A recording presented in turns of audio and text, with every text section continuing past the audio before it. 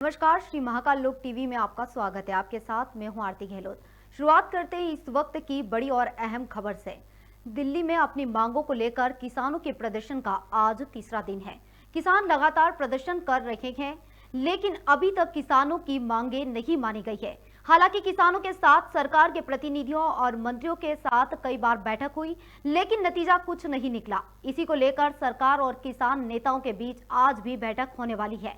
किसानों को रोकने के लिए दिल्ली पुलिस ने कई लेयर में बैरिकेडिंग और आंसू गैस के गोले छोड़कर 3 दिन से किसानों को रोका हुआ है। इसके बावजूद किसान अपनी मांगों और अधिकारों की लड़ाई को लेकर लगातार आगे बढ़ते जा रहे हैं। शंभू बॉर्डर पर कई पुलिस फोर्स की टीम लगातार किसानों को रोकने का प्रयास कर रही है। इसी को दौरान कई पुलिसकर्मी और किसान घायल भी होने की खबर सामने आई है। वहीं अधिक जानकारी के लिए हमारे साथ जुड़ चुके हैं अमृतसर पंजाब से संवाददाता संदीप कपूर। संदीप, किसानों के आंदोलन को लेकर क्या स्थिति बनी हुई है? मैं रिपीट कर प्लीज। संदीप, मेरी आवाज आ रही है? हाँ जी, आ रही है आवाज मैम आपकी। संदीप, किसानों की क्या स्थिति बनी हुई है वहां पर आंदोलन को लेकर के? नहीं मैम, यहाँ पे हम अमृतसर से बोल रहे हैं। अमृतसर में इस समय हम चहराटा गुरुद्वारा, जो कि बहुत ही फेमस जगह है, जहाँ पे लोग जो है बसंत पंचमी के दिन अपना त्योहार मनाते हैं, माथा टेकने आते हैं, अपनी जो मनोकामनाएं है वो पूर्ण करने के लिए आते हैं। पर यहाँ पर भी देखने में हमें यही आ रहा है कि जो शंभू बैरियर का जो प्रोसेस चल रहा है, ये किसान जो आंदोलन चल रहे हैं, जिन्होंने केंद्र सरकार के लिए ये आंदोलन किया है, एमएसपी के लिए जो वो अपनी डिमांड्स रख रहे हैं, उसका पूरा असर यहाँ पंजाब में भी देखने को मिल रहा है। सुबह से ही रेलगाड़ियों का जो जाम है वो लग गया था, रेलगाड़ियों को बंद करवा दी गई किसानों द्वारा। रास्ते में लोगों में जाम का काफी सामना करना पड़ा। हर जगह पे जाम देखने को मिला। बच्चों जिनके आज एग्जाम भी थे, यहाँ पे पंजाब में अमृतसर में बोर्ड की क्लासेस के एग्जाम स्टार्ट हो चुके हैं, शुरू हो चुके हैं। +1 10वीं क्लास बोर्ड के एग्जाम चल रहे हैं। बच्चे जो दूर से आते हैं उनको ट्रेन में आने के लिए दिक्कत है, क्योंकि ट्रेन का जो रास्ता है बिल्कुल जाम कर दिया गया है और रास्ते में बच्चों को आने के लिए। संदीप, मेरी बात सुनिए। संदीप, जो बच्चे ट्रेन से आ रहे थे, क्योंकि बहुत सारे बच्चे ट्रेन से ही सफर और एग्जाम का टाइम था, इस हालत में कई बच्चे अपनी एग्जाम देने से छूट चुके होंगे, तो उसको लेकर के स्कूलों के बाहर या फिर वहां के हालात किस प्रकार बने हुए हैं? हमने कुछ स्कूलों के ऊपर विजिट भी किया, जहां पर बच्चे जो है बाहर से आते हैं। लगभग हम कह सकते हैं 20 से 25% लोग जो है वो बाहर से ट्रेनों के द्वारा यहाँ पे पहुंचते हैं, पर ट्रेनें जाम होने के कारण वो बाई रोड रास्ता बस के द्वारा या पैदल जो उन्होंने ये सारा रास्ता कवर किया, और वो जो है अपने सेंटर्स में लेट पहुंचे। अगर 11 बजे का टाइम था तो लगभग वो सभी 11:30-12 बजे के आसपास पहुंचे, जिसके कारण उनको बहुत परेशानी का सामना करना पड़ा और वो मानसिक तौर पर भी काफी परेशान नजर आए। जी, तो रेलवे ट्रैक पे जिस प्रकार से किसानों ने जाम की स्थिति बना रखी है और जाम किया गया है, जो 4 घंटे का लगातार जाम रहा, वहां पर पुलिस फोर्स ने किस प्रकार मोर्चा संभाला हुआ था? किसानों का जाम तो जो है वो शंभू बैरियर पर लगा हुआ, पर यहाँ पर उनको समर्थन जो प्रॉपर मिल रहा है। पूरा का पूरा समर्थन यहाँ पे किसानों को के यहाँ से पहुंच रहा है। जिस तरह की किसी भी तरह की फैसिलिटी यहाँ से ये लोग यहाँ पे ट्रालियों में, आपको दिखा सकता हूँ, थोड़ा सा देखे। ये ट्रालियां जो है ये यहाँ पे हम देख रहे हैं कि ये ट्रालियां भी जो है यहाँ से भर के जाएगी शंभू बैरियर की। और इन्होंने कहा है कि किसानों ने कहा है कि जब तक हमारी मांगे पूरी नहीं होगी हम शंभू बैरियर से नहीं हटेंगे। और किसानों का रवानगी हो रही है क्या? यहाँ से लगातार गाड़ियों का सिलसिला जारी है। ट्रैक्टर ट्रालियां भर के जा रहे हैं। लोग जो है सामान साथ लेकर, अपने खाने पीने का सामान लेकर जा रहे हैं, और ताकि वहां पे किसी तरह की कोई मुश्किल ना आए। जैसा कि हमने पिछली बार देखा था, लगभग 1.5 साल किसानों का चला था। यही सोच लेकर किसान आज चल रहे हैं कि अगर हमें वहां जरूरत पड़ी, ज्यादा टाइम लगाना पड़ा, वहां पे रुकना पड़ा, तो अपने सारा सामान लेकर वहां पे पहुंचेंगे, वहां पे अपनी बातों को मनवा कर आएंगे। जी संदीप, स्थिति को देखते हुए आपको क्या लगता है, किसान अपनी मांगे मनवा पाएंगे? बात ऐसे है कि जिस तरह से किसानों ने अपना आंदोलन किया है, पिछली बार भी उन्होंने अपनी जो मांगे पूरी की थी, मांगों के बारे में उन्होंने अपनी डिमांड रखी थी लोगों के सामने, सरकार के सामने, केंद्र सरकार के सामने। केंद्र सरकार ने उनकी मांगों को मानने के लिए कहा था, पर कुछ हद तक लगता है कि जैसे उनके साथ धोखा हो गया है, उनको उनकी जो वो मांगे वो पूरी नहीं हो सकी।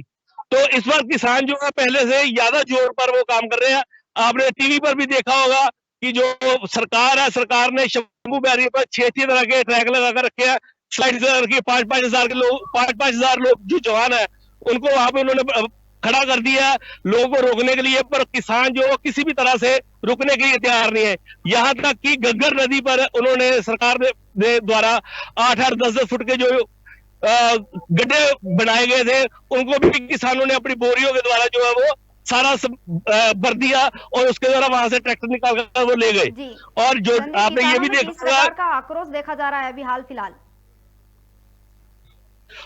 जैसे यहाँ पे लोग जो है वो पूरा का पूरा समर्थन किसान आंदोलन के साथ कर रहे हैं।